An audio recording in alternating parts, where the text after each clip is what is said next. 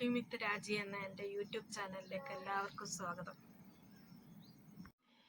ഇന്ന് ഞാൻ തയ്യാറാക്കുന്ന ഒരു നാടൻ മീൻപീരയാണ്. ദഹന പ്രശ്നങ്ങളുള്ളവർക്കും ഇഷ്ടംപോലെ കഴിക്കാൻ പറ്റുന്ന ഒരു വിഭവമാണ് ഞാൻ ഇന്ന് തയ്യാറാക്കുന്നത്.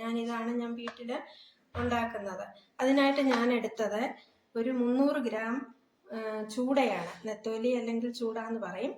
പിന്നീട് തേങ്ങ തിരികിയത്, ഒരു 5 ചുവന്നുള്ളി, 3 അല്ലി വെളുത്തുള്ളി, ഒരു കഷ്ണം ഇഞ്ചി, പിന്നെ ഒരു 6 പച്ചമുളക്, കുറച്ച് കുരുമുളക്, തക്കാളി, കറിവേപ്പില, മല്ലിപ്പൊടി, അല്പം അത് നല്ലൊരു സ്പൂൺ മഞ്ഞൾപ്പൊടി എടുത്തിട്ടുണ്ട്, മല്ലിപ്പൊടി, പിന്നെ അല്പം ഉലുവാപ്പൊടി, പിന്നെ 2 കഷ്ണം പുളി ചൂടുവെള്ളത്തിൽ ഇട്ടിട്ടുണ്ട്. അതൊരു 3 സ്പൂണ് വെള്ളം കാണും. അപ്പം ഞാനിത് കാന്താരി മുളകാണ് ഈ മീൻപീരയ്ക്ക് ഉപയോഗിക്കുന്നത്. കാരണം കാന്താരി മുളകാണ് മീൻപീരയ്ക്ക് നല്ല സ്വാദ് കൂട്ടുന്നത്. അതുമല്ല, കാന്താരിയുടെ പ്രത്യേകത എന്ന് വെച്ചാൽ ഏറെ ഔഷധ ഗുണമുണ്ട് കാന്താരിക്ക്.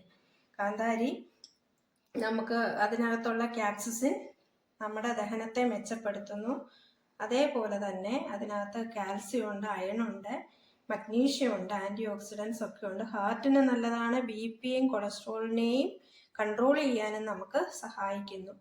പിന്നെ ഇഞ്ചിയുടെ ഗുണങ്ങളൊക്കെ അറിയാം. അതുപോലെ തന്നെ ഏറ്റവും പ്രധാനം, ഇത് തക്കാളി ചേർക്കാതെ നമുക്ക് ഉണ്ടാക്കാം. പക്ഷെ തക്കാളിയിലുള്ള ലൈക്കോപ്പീന് നമുക്ക് ഹാർട്ടിന് നല്ലതാണ്. നമ്മൾ മൊത്തത്തിൽ ആൻറ്റി ക്യാൻസറസ് ആണ്.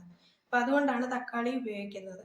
ഇനി നമ്മൾ മീൻ നെത്തോലി എടുത്തു കഴിഞ്ഞാൽ ഏറ്റവും ചെറിയ മീനാണെങ്കിലും അതിനകത്ത് ഒരുപാട് ധാതുക്കളും മിനറൽസും ഉണ്ട്. ഏറ്റവും എളുപ്പം ദഹിക്കുന്ന മീനാണ്. അപ്പോൾ അത് നമ്മൾ നല്ലോണം ഉപ്പിട്ട് ഉപ്പും വിനാഗിരിയും ചേർത്ത് കഴുകിയെടുത്താലേ അതിൻ്റെ ഉളുമ്പ് മണം അങ്ങ് മാറത്തുള്ളൂ. നന്നായിട്ട് കഴുകിയെടുത്തതിന് ശേഷം എടുത്തു വെച്ചിരിക്കുകയാണ് ഇത്. ഇനി ഞാനിതെല്ലാം കൂടെ നമുക്ക് അരയ്ക്കാം. ഒട്ടും വെള്ളം ചേർക്കാതെ വേണം അരയ്ക്കുന്നത്. അരയ്ക്കുന്നതിനായിട്ട് ഇതുപോലെ ഒരു ഇടിയല്ല ഞാൻ എടുത്തത്. ഞാൻ ഈ തേങ്ങ മിക്സിയിൽ ചതച്ച് വെച്ചിരിക്കുകയാണ്.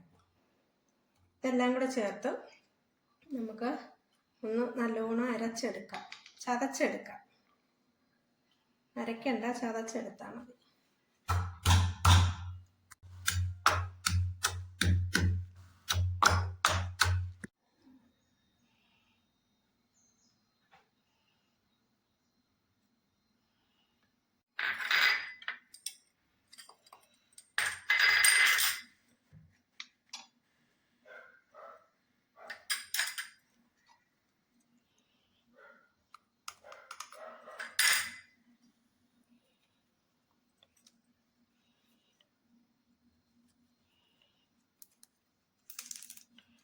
ഒരു തണ്ട് കറിവേപ്പില ഇതിനെടുത്താൽ മതി. പിന്നെ ലാസ്റ്റിലിടാണ് ഈ ചതച്ച് വെച്ചിരിക്കുന്നതിനകത്തേക്ക് തേങ്ങയും ചേർക്കണം.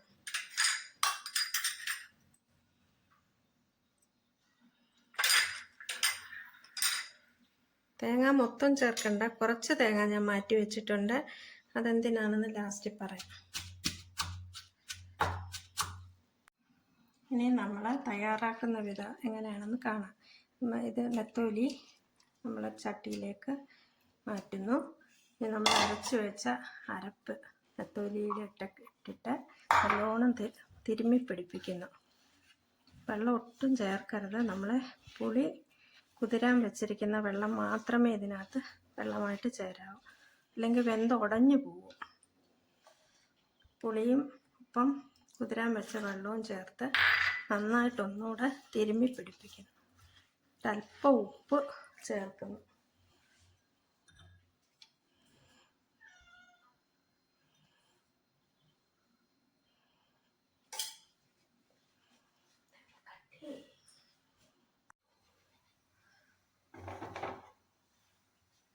നമ്മൾ ഗ്യാസ് കത്തിച്ച് മീൻപീര അതിലേക്ക് ഇടുന്നു. ഇതിനകത്തേക്ക് അരിഞ്ഞു വെച്ച തക്കാളി ചേർത്ത് അടച്ച് വേവിക്കുന്നു.